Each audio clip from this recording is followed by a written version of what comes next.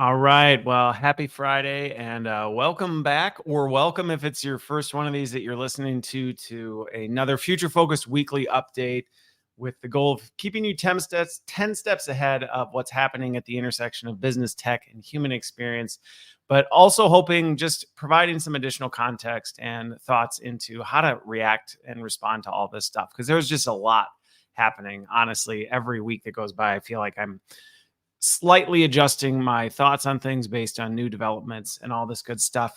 Before we get started, if you find this helpful, if you like it, share it with somebody, give it a rating. Review is always a big help for me. And I just appreciate that, and also appreciate the messages and engagement from those of you who watch and listen to this.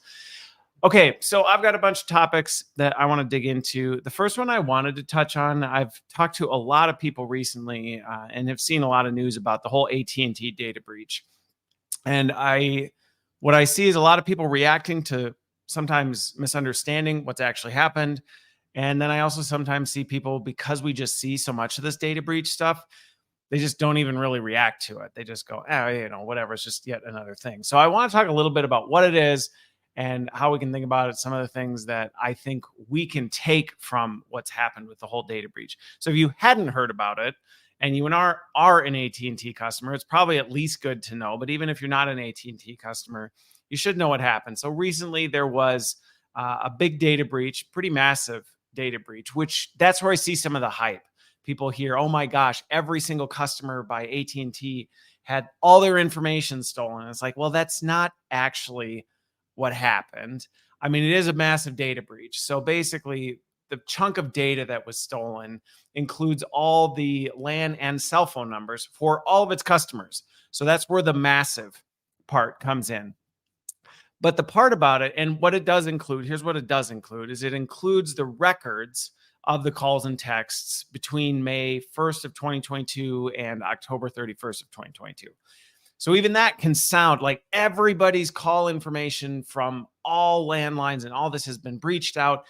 It's not quite that. And I'm not saying that to downplay the severity of it, but to anybody who heard this and had kind of this very concerned reaction to it, it sounds bigger than it is, in that there was some other things, like there was small amounts included from January 23rd. There's some other stuff too. So please don't come at me with like, well, actually, Christopher, you didn't remember that. Like, there were some other components, but that's really the majority of it. So that's what we're hearing a lot of, is all landline, all cell numbers, all the records of the calls. But it's not the records as in like transcripts of your calls or all of the text message information that was sent. And that's where I've seen some people reacting to that, thinking every text I sent between those dates is now out on the dark web. And it's like, no, it's not. None of the content was included in that. There was some location data and things like that. But largely, and I don't know about anybody else, but you might have started, if you're an AT&T customer, which I am, you might have started seeing more spam messages come your way, or been added to some random WhatsApp groups where you're like, how would that number have shown up? And a lot of it's because now all of these phone numbers are out there. Now, the thing with it is, the data that was stolen, at least what we know about it, is it didn't even actually have the customer's name associated with it. So if you think about it, it's like you have a whole list of phone numbers that you don't really know who they are, but it does also say who they communicated with. And so some of the people who are reacting to this are like, you can imagine government stuff like that, where it's like, hey, like detailed phone numbers of who we've been in contact with and when are now publicly available. But again, you'd have to have quite a bit of other data to be able to triangulate, well, who were these people and all of that. So if you heard this information and had a bit of a panic moment, I would at least encourage you to go, hey, it's probably not as serious as you may be thinking. But I do think it's worth calling out that this kind of stuff is going to become more and more common, especially as AI makes it much, much easier for big data companies to be hacked. And if you think about AT&T, think about the amount of data they have on huge percentages of the population. They're going to be something that's targeted. And this hack was tied to something that was previously happened related to their Snowflake project, which you can look into what that is.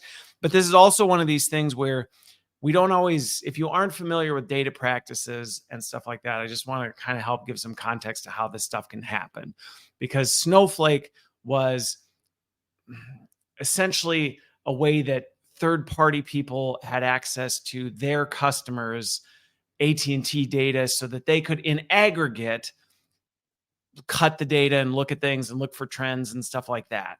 So, again, as an example, if you're a customer that has a CRM, you might have all of your customers' phone numbers, and maybe you want to look at that, and you're getting that aggregate data from AT&T to be able to get access to that you have through your contractual agreements. But again, it's sanitized data. It's in aggregate. That's why even though lots and lots of data was stolen, there's not a lot of there's actually almost no personally identifiable information other than maybe location data and some of the stuff that could then be triangulated.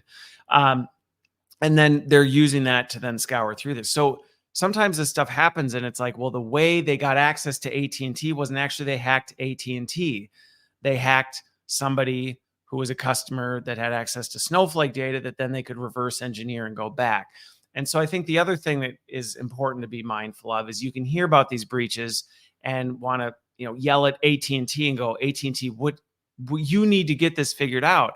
But the reality is, if you go back to the source of how this whole thing happened, a customer of AT&T's Snowflake product did not have proper security protocols in place, and they got breached, which then gave access to AT&T's Snowflake data, which then, right? So you can see how the chain of events can break down. So when you hear the headlines of AT&T data breach, it's very easy to think, oh, AT&T's screwing this up. And it's like, actually, not necessarily. And in this case, I don't know. I mean, obviously, they're not releasing all the details of exactly what happened, but based on my research into how this broke down, it actually makes perfectly logical sense.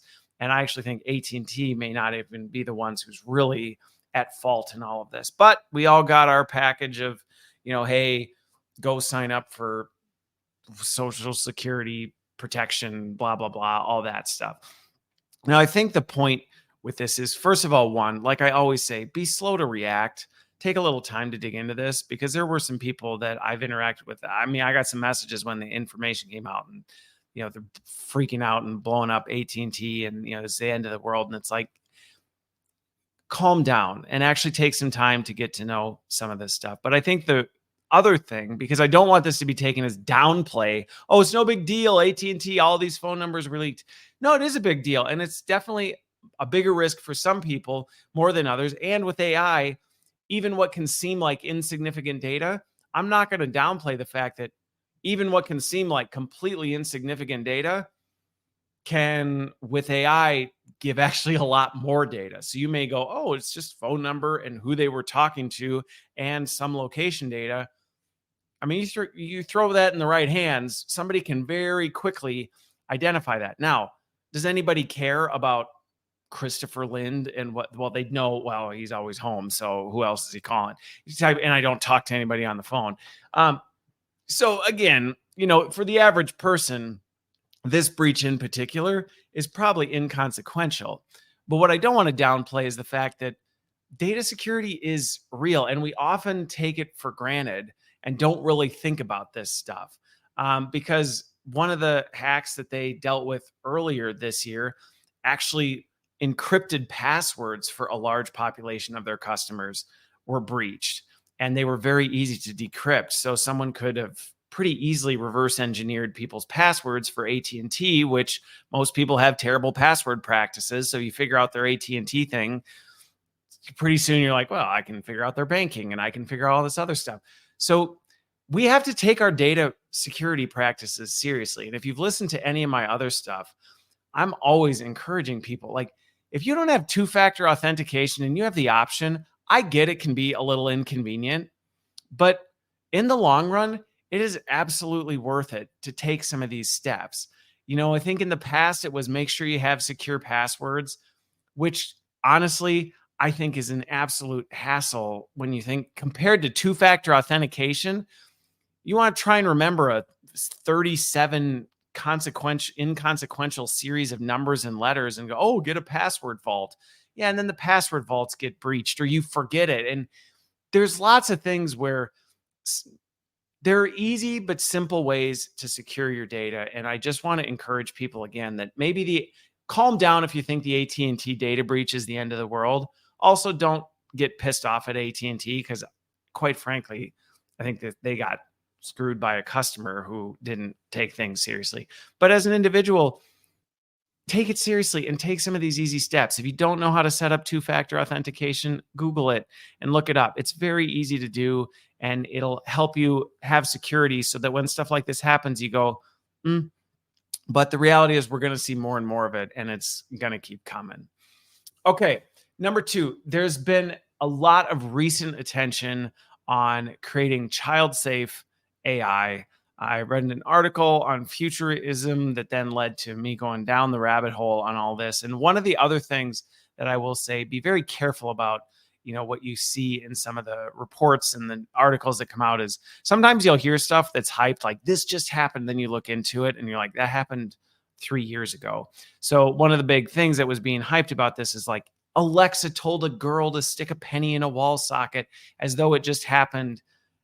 And it didn't just happen. It happened a few years ago. So it's not like AI has just gone off the rails in the last few weeks and it's going to steal all our children's hearts and minds and stuff like that. The risks have been there for a while.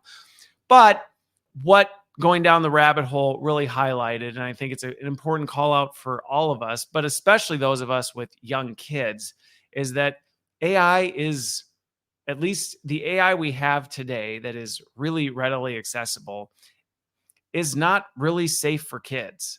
And quite frankly, I sometimes am on the fence of whether it's safe for most adults, but kids especially are vulnerable to AI. And unfortunately, they really have not been considered at all when it comes to the use and the prevalence and the deployment of AI. And so looking into the story, it was a pretty crazy situation. I know if I was a parent, I'd be freaking out if it happened. And essentially, this little girl was asking Alexa a question and it told her to go stick a coin in a socket. And the mom freaked out. I was like, no, Alexa, like, no, don't do that.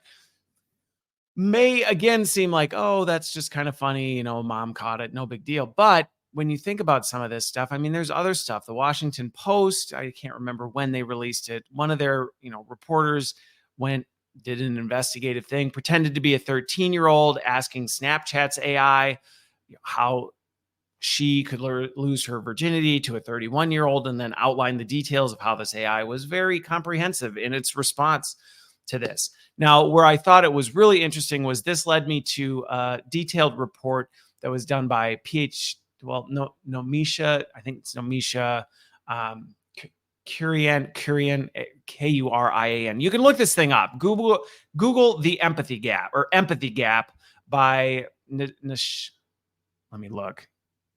Nomisha Kurian, empathy gap. Anyway, you can see this. And what it is, it's a fairly comprehensive. So if you are looking to fall asleep or have some extra time on your hands, you can read it. It's fairly easy read, surprisingly, for a research paper, but it's a pretty dense thing that goes into really highlighting some of the risks and why kids are so vulnerable to AI. And I think this is an important call out for parents, especially, but it's not just for parents, because really, when you think about kids, part of what makes them so vulnerable is their very vulnerable cognitive state and emotional state. They're still in the early stages of development, which isn't just kids. There are mentally ill or mentally disabled people. There are certain people whose just emotional state, because of some of the things they're going through. This is why I think it's risky for people who would be struggling with depression to, hey, go ask AI what to do. They're in a vulnerable state that makes what may, to someone who's in a cognitively healthy state, mature, all of this, to someone who's not in that position, and again, may not be their own, it's not a blame thing, but just because of where they are, this PhD article really highlights. So there's a lot of transferability between like, oh, it's just dangerous for kids. So and this is where I think some of the reactions I see to some of this is, oh, we'll just put a child filter on it. Well, first of all, I don't know about anybody else, but when I was a teenager, a child filter would have done absolutely nothing. My parents didn't know enough about tech to do anything, but I know enough kids, and have 7 of them. So I've seen the way they can work their way around this stuff. But when we really dig into this, what it's talking about is there's a real need to figure out ways to make it safer for kids. And I think the effort is just to make it safer for people in general. But what it highlights is the way the language patterns of AI are particularly dangerous to kids because it tends to be very friendly. It tends to just give whatever it's asked for. It also can just go completely off the rails for no reason. One of the examples, because it outlines a bunch of examples where it did this, but like one of the examples was a kid was talking to it and just asking, or no, it was an adult talking to it, but it was asking some basic questions. And when the person started arguing that it had the date wrong, it got like combative and violent in its language back to the person. To a kid, especially, they do not necessarily have the cognitive wherewithal to recognize and handle that well. And so they're in just a much more vulnerable state. The other thing is just the fact, and I've talked about this, the fact that AI speaks like a human being can be very dangerous because to anybody, it sounds more convincing. It can tap into us on an emotional level because, oh, it sounds like this nice person sharing this information. Well, think about kids who are that much more vulnerable to. There's a reason you have to tell kids if somebody comes up to you and says, hey, do you want to get in my van with candy? You got to tell kids, like, just don't do it. It doesn't matter how nice they seem. Doesn't matter if they legitimately have candy in their hands. Don't follow them because kids are intuitively trusting.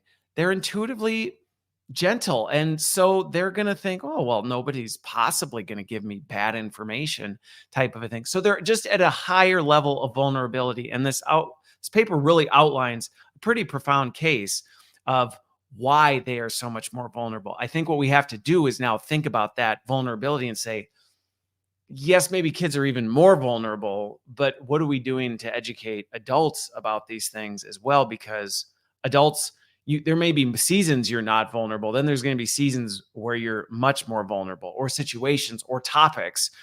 Think about certain topics that because you're deeply passionate about it, or something's happened in your life, you may be more vulnerable to this. But that's not what this research paper gets into. I think these are the considerations, and it outlines 28 questions that we should be thinking about. Now, it's directing this to educators, regulators, things like this.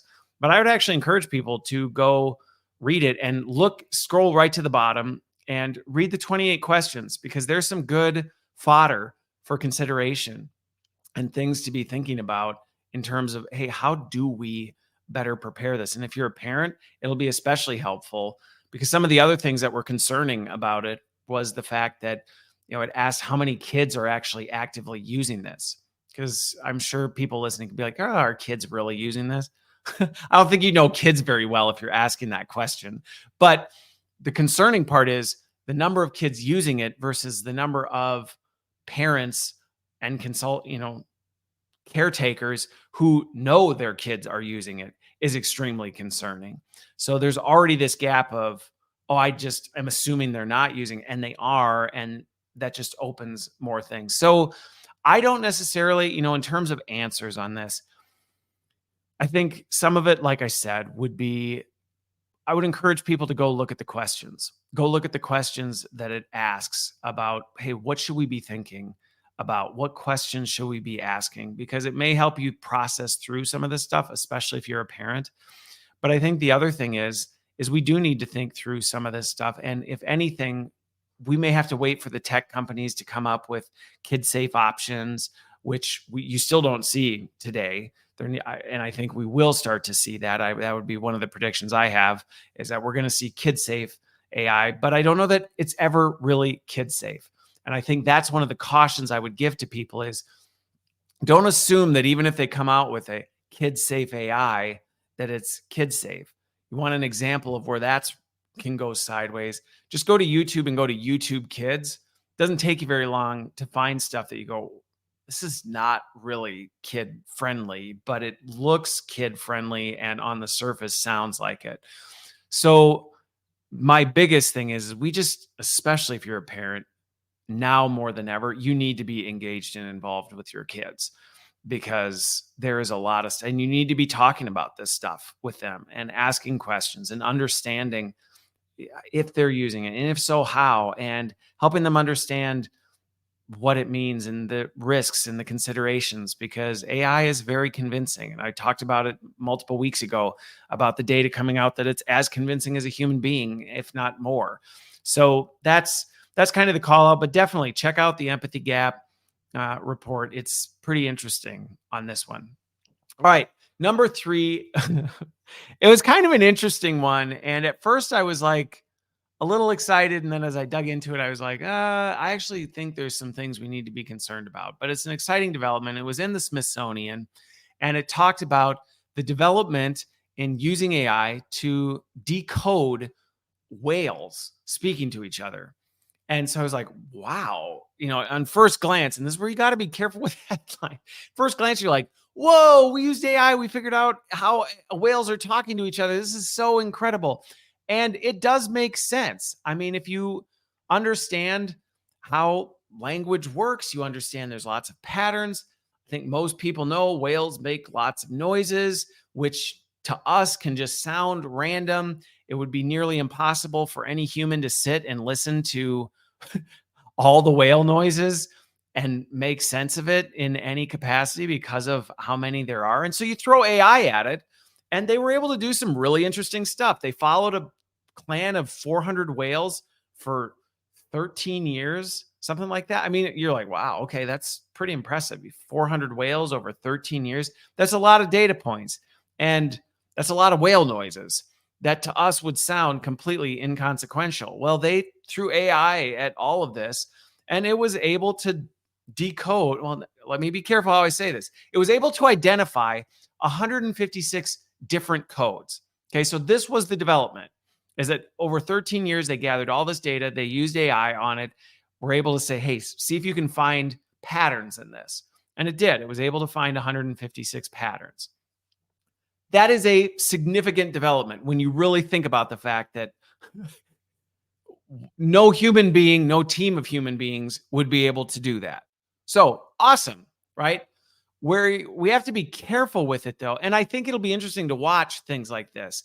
And there's lots of things that I have in upcoming episodes about how some of these hidden patterns, things that would be just insignificant, inconsequential, we wouldn't have the human capacity to even look at or analyze. AI can do in seconds, and as a result can identify some of these patterns, which is cool when you start to think about the possibilities of where that can go.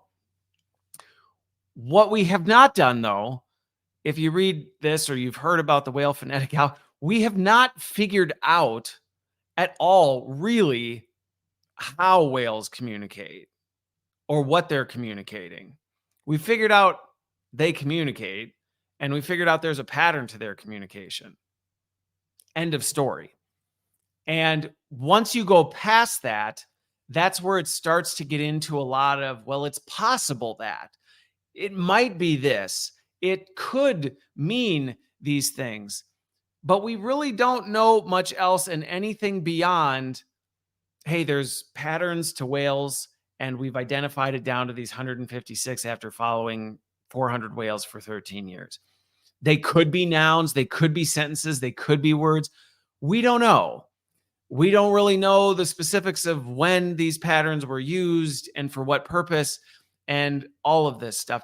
And I think that's my caution on this is, as AI comes and starts decoding things that we couldn't see in the past, there's going to be this rush to announce what it means when we don't really know what it means yet. And so I would caution people to just be very careful when you hear some of these things, because you might go, whoa, we've learned how whales talk. Couldn't we learn how dogs talk now too? Well, I mean, potentially it could lead to that. Maybe we could start to make more sense of this. Potentially we could throw it in other applications and maybe learn how animals communicate more. But I think what we've got to be careful of, and I think this is a real risk, is we can overstate what we know about this. And there are going to be people who are going to not only do that, but then do it in a way to intentionally mislead people. Now, that's not what I'm saying this Smithsonian is doing. So don't take it as that. But I think it's worth noting that we got to be careful with this, because think about, let's say, okay, even if they were to take this further and say, we've now decoded these 156 different codas, and we now know that there's sentences and all this other stuff. I think we got to recognize, and even if we think we get to that point, we're going to have to hold it with an open hand. Because I don't know about you, but I can't go to Beluga and say, hey, this is what we discovered. Is that correct? And he go, and we're like, oh my gosh, he confirmed it. Look at that. Beluga told me that I was correct with what AA found. And I'm making jest of it a little bit, but we got to be really careful with this, because we can't confirm some of this stuff. We actually cannot confirm some of it with certainty. And so even as AI helps us start to unlock further patterns and have maybe very good assumptions, very good interpretations about it, there are going to be people that are going to position this as absolute knowledge that we've discovered, that we go, well, it's our best guess. It's our best assumption. And I won't get into it here, but there's no shortage of scientific assumptions that have been positioned as fact over the years that have led to all sorts of chaos. So I'll stop with that. But I think, again, is it an exciting development with AI? Yes. Does it make perfect sense with how there are hidden patterns everywhere? Absolutely. And do I think we're going to learn more and it's going to unlock lots of stuff in the future? You betcha. Do we know how and what whales are saying to each other now just because we've thrown AI at it? No, we do not. And even if somebody tells you that, we don't, because we don't have a beluga who can confirm it for us. And even if we thought, oh, well, we've decoded that this word, this sound is yes. So beluga went after we asked it in its, and then it said, it's all based on us like thinking we know what it is, and we don't. So that's where we got to be really careful with this stuff, because it can go down a path. But exciting development. I thought it was super interesting, and we'll see where it goes. Next, on the topic of being careful with AI and where it goes, let's talk AI in healthcare. So I don't do any sponsored stuff. So if you hear certain companies from me, or you hear me mention stuff, I'm not doing it because they're saying, Christopher, talk about our product. It's truly, I stumble across it or come across it and I'm like, oh, interesting development. So there's a company out there called Eureka AI. And essentially what it is a AI company specifically targeting people who have concerns about thyroid disorders, or maybe think they suffer or do suffer from hyperthyroidism, Hashimoto's, other thyroid things, or somebody who's like, I wonder if I have a thyroid condition. Maybe that's why I'm struggling with some of this stuff, which again, AI can be really helpful for. So essentially what it does, the way it works, is in 5 minutes or less, according to its website, which makes sense with AI. I guess it depends on what kind of conversation you engage with it, but they've specially trained an AI likely on massive amounts of physician data around thyroid care and how do we diagnose thyroid care and how do we do all this stuff, so that you can interact with a chatbot essentially, and it'll ask you questions. You can ask it questions and get into some very quick detail on, do you have some of these disorders, or what are things that you can do? And hang on, I was going to say they do have a free version, but before you like go kick this out, listen to the end of this one. But you can go out and you can do this. And they've done a good job keeping the human in the loop, because I would say that kind of initial running through a questionnaire and figuring out, probably the same 37 questions they ask every single patient, that is very time consuming, and it's not super helpful for a physician to go through all this. AI can do this relatively quickly, get you to a point where it's like, okay, we think this might be it. But then before it makes any recommendations on prescriptions or stuff like that, a physician has to get involved, which is great, because that's exactly what a physician should do, is go, all right, this AI gathered all this information, all these other details, and now I'm going to, based on what it said, we're going to move things forward. So this is going to be disruptive to healthcare because we're going to see more and more of this stuff. The number of companies I talk to, man, healthcare is an area people are going gangbusters with AI because there is, first of all, one, it's ridiculously overpriced. Healthcare is for a lot of very mundane robotic activity. And that's not knocking my physician friends or people in the healthcare space. Uh, there are plenty of doctors I'm friends with where they openly admit, gosh, I'm actually excited for AI because most of this stuff that we do that eats up so much of our time is just mundane. We do the same thing. We ask the same series of questions. We get to the same conclusions. Oh, you have that? Okay, well, yeah, it's probably this. So this is automating a lot of that. Now, I know there will be some who, one, on the physician or healthcare side, will be freaked out that, hey, this is coming for my job. I don't see it that way at all. I think this is, again, something that is helping. Think how one physician could team up with something like this and now treat so many more patients. Think about how this makes it accessible. Maybe somebody who's kind of wondered if they have a thyroid disorder, but maybe doesn't want to bring it up with their doctor, doesn't see their doctor that much, just kind of goes, I mean, there's plenty of things where I've wanted to bring up with the physician and I forget because I'm there and oops, I forgot and I'm not going to go back. Makes it much more accessible for somebody to go, let me just go through these and see, is there something worth having a deeper conversation with my physician about? Awesome. I think that can be really, really helpful. And I think that can be, I think it's going to help bring healthcare costs down, or at least has the potential to make healthcare more accessible. And I actually would encourage people, not necessarily don't hold on, this kind of stuff. If you're somebody who hears this and goes, no way, I only want to ever speak to a physician about things, I would actually encourage you to change your mindset on that, because there is a lot in everything, but especially in medicine, that it's pretty straightforward. And if you know what you're doing, you're going through the motions on most of this stuff. And I actually would say I would be more inclined to go to a doctor who's embracing AI, because there's a much better chance that the time I'm going to have with that physician is going to be spent on higher quality care than I've got to spend 15 minutes going through this questionnaire with you, blah, blah, blah, blah, blah. All right, get out of the office. A physician who is engaging and using AI is probably one who is going to say, yeah, I see the value of this, so that when I actually sit down with you, you said some interesting things in your thing. I actually would like to go a little bit deeper with that, or how, they actually have an opportunity to go deeper in this.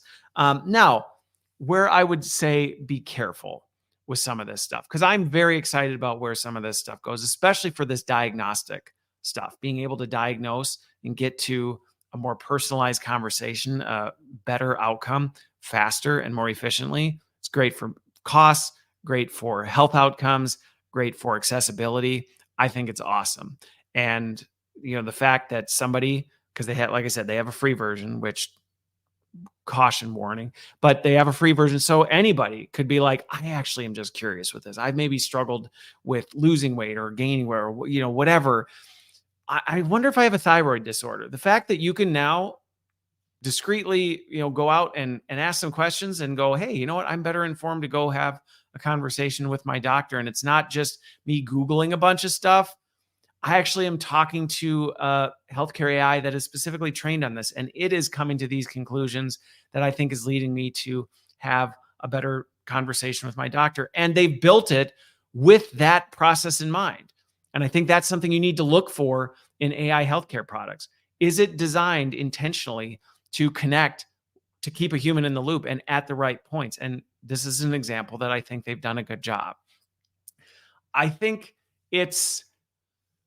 we need to be cautious, though, because going back to the hype phase, there is so much hype around this. There's so much promise of what AI can do for healthcare. You can hear some of this stuff and go, oh, great. So if Eureka AI is doing it the right way and involved in the right way, then basically I can just blindly trust any of this stuff. And there's some things that we need to consider with this, that I don't know the ins and outs of their business model, but I think one of the risks, especially to physicians, is this can lead to becoming complacent, because you go, yeah, AI already did all the work. Like all I need to do is now rubber stamp this thing. And this can be where physicians and healthcare workers, if you listen to this, I think you have a choice to make. You can either let this AI help you spend more time on quality patient care, or you can just jam more patients through the line. And I get where the temptation can be, well, we just got to make more money. Your margins are thinner. So let's just use it and we can rubber stamp more folks. We have greater access. Okay, there might be some element of that that can be good, but also, hey, how can you now have a better conversation with your patient? I think that for patients is something you need to be looking for. But I think it's also about recognizing that, not all healthcare AI apps are created equal. And I think doing the due diligence to dig into some of this stuff, understanding how it works, their process, because there are some things that we just still need a physician to be involved with. And there are certain degrees. And again, they've got, certain sign off points where it's like, whoa, before we write a prescription, there's got to be a physician in the loop to see all this, because somebody could legitimately go lie to it. You go make up a bunch of answers and say what you think you want AI to say to get you the diagnosis you want to do. And that's where we need human oversight, because AI is not contextual. It's not going to detect whether you're lying to it or being misleading. It's just going to keep trying to get you to the end goal. And it's trained to help diagnose a thyroid condition. So that's what it's going to do. I think the other thing, going back though to the AT&T thing that we just need to take into consideration, is be careful. I think it's cool that a lot of these healthcare AI companies are offering free diagnostic, free this.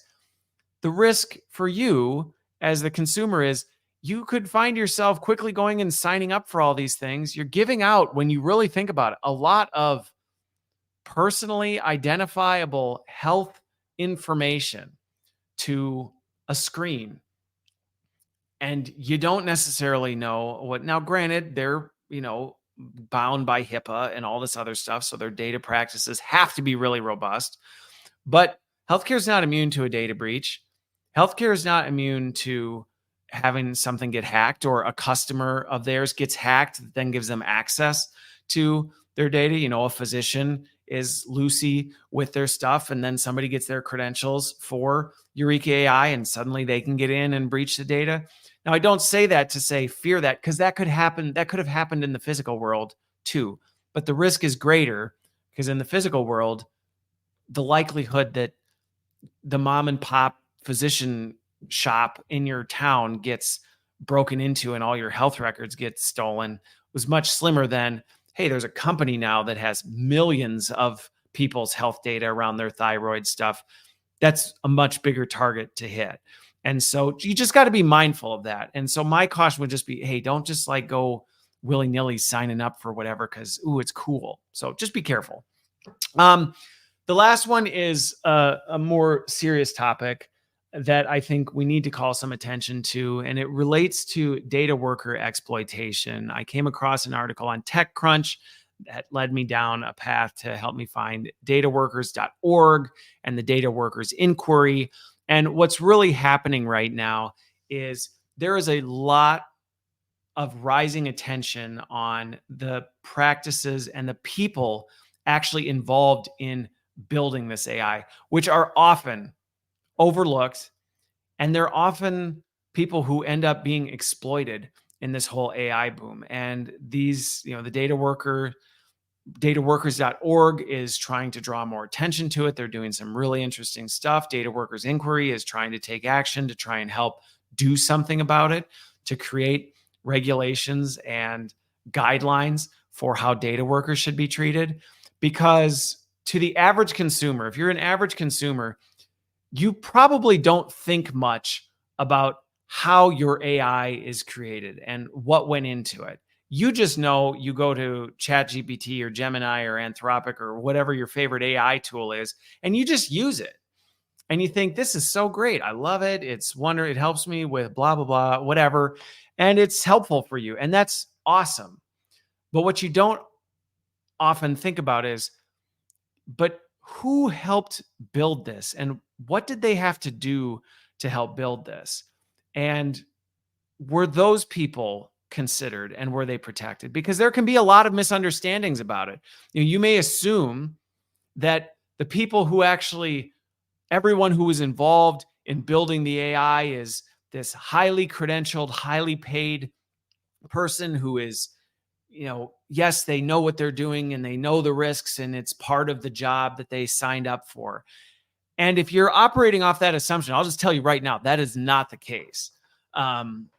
There is a lot of very dirty work that is involved with creating this AI that is basically outsourced to people who are very vulnerable and are being exploited in order to make and build these things. And what the dataworkers.org is doing is helping share some of their stories and helping people understand, like, hey, people are developing mental health conditions and are being paid next to nothing to be exposed to just horrific stuff to help train this AI. And we should care about those people. And I am extremely supportive of a lot of the work they're doing. Now, I'll be the first to say I don't know everything they're involved with. So please don't suddenly reach out and go, well, did you know, this? And so you're saying you support, don't start doing the Sherlock Holmes work of, well, you said you support this work, and so that means you support this, and that means, right? Don't.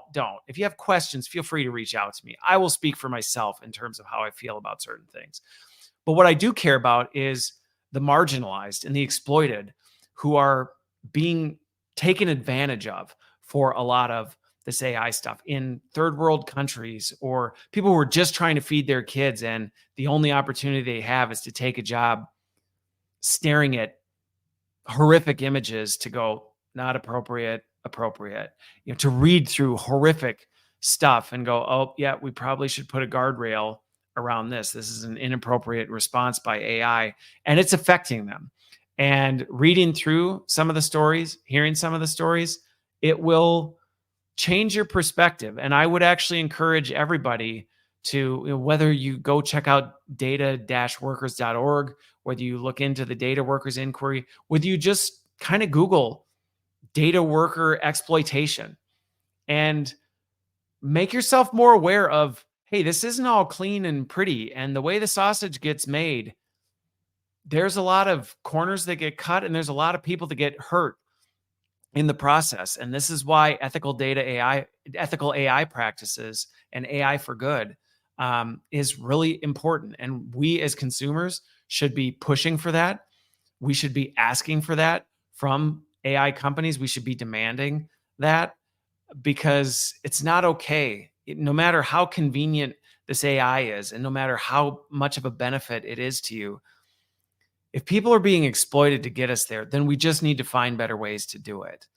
Doesn't mean I'm not sitting here advocating, say, down with AI because of this. I'm saying, no, let's figure out how to help the people who are being exploited to get us these products. Let's put practices in place to say, no, there are certain things that people should not just be used to do to help build this stuff. Let's find a better way, and let's make sure we're paying a fair wage to folks who are going into this, and let's make them aware of the risks that they're being exploited. Not that they're being exploited. Nobody's going to pull them in and go, by the way, we're going to exploit you. That's not, well, let's make sure we're not doing that, but let's make them informed of what this is and give them the options and the opportunities and the resources to cope with it. And a really personal example that I have with this was, I have a friend of mine who formerly worked in Facebook's kind of fact-checking group. And they were responsible for the development and the well-being of the employees in that group. And I know that group takes a ton of heat. People get mad about the fact checkers and they're accused of all sorts of different things. And, they're demonized on many things. But the reality is there were a lot of people out there that actually have to look at the underbelly of society and see some of just the horrific stuff that happens in this world. And it messes with them big time. And we should care about that, because if you think about it, just let me walk you through how something like this happens. Okay. Somebody takes a video of something that is horrific and they want to post it on social media to a private group or whatever. And it gets flagged, typically by AI, because there's not enough people in the world to sit and scour every single social media post. So AI catches, hey, I think something bad is happening here. That gets passed along to someone who has to look at it and confirm it, and maybe it detects blood and somebody's got to go, hey, is this blood because, right, this is a video of their baby being born, or is this a video of somebody being murdered, type of a thing. And somebody's got to look at that and they've got to then flag it and then make a determination on it. And that's their whole day, is looking at nothing but this horrific content. And that's just one example. But my point with this is a very sensitive topic. And again, most people do not know what goes into this. And we just see the end product and go, yeah, it's great.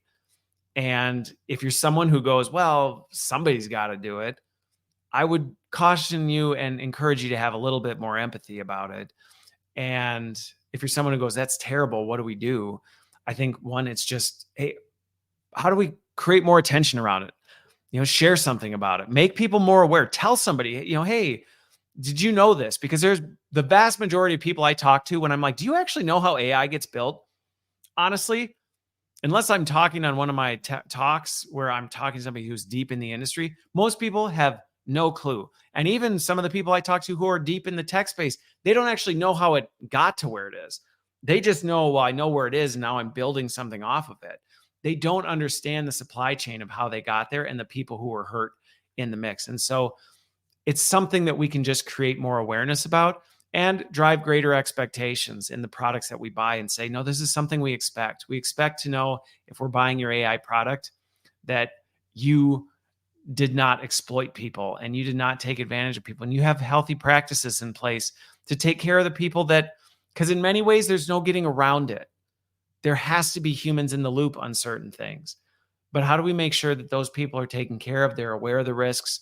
And, I've got lots of ideas on how to do that. And I've actually worked with some companies to help build ethical data practices to help their data workers and help figure out how to, make what could be an ugly job less ugly for the benefit of others. So if anything else, like I said, I'd encourage you to go out, even if nothing else, do a little more research into it, look into it and go, wow, I didn't know that. Even that may grow your empathy and help you to speak more intelligently about it to others. And maybe you can't do anything, but maybe somebody you draw more attention to for can. And I think that's just one of the first steps we can all take. So with that, I hope you have a wonderful weekend and we will see you on the other side.